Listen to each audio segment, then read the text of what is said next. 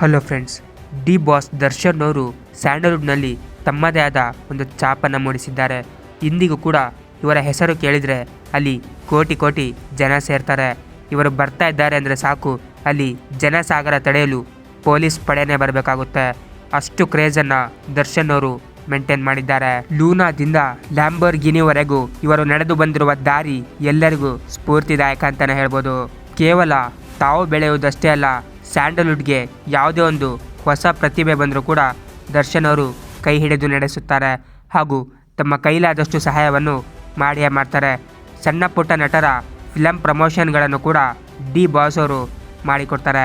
ಇಷ್ಟೊಂದು fan base create ಮಾಡಿರುವ D boss ಸಾಮ್ರಾಜ್ಯಕ್ಕೆ ಮುಂದೆ ಯಾರು ಹೀರೋ ಆಗ್ತಾರೆ ಎಂಬ ಪ್ರಶ್ನೆ ಎಲ್ಲರಲ್ಲೂ ಕೂಡ ಕಾಡ್ತಾ ಇದೆ.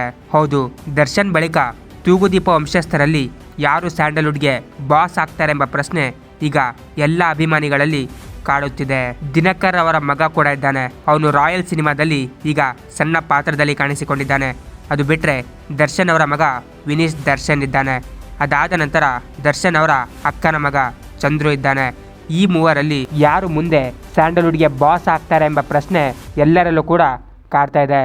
ನಿಮ್ಮ ಪ್ರಕಾರ ಈ ಮೂವರಲ್ಲಿ ಮುಂದೆ ಸ್ಯಾಂಡಲ್ವುಡ್ನ ಬಾಸ್ ಯಾರಾಗ್ತಾರೆ? ಕಾಮೆಂಟ್ ಬಾಕ್ಸಲ್ಲಿ ತಿಳಿಸಿ. ಹಾಗೂ ಇದೇ ರೀತಿಯ ಹೊಸ ಅಪ್ಡೇಟ್ಸ್ಗಳಿಗಾಗಿ ನನ್ನ ಚಾನಲನ್ನು ಸಬ್ಸ್ಕ್ರೈಬ್ ಮಾಡಿ. Thank you.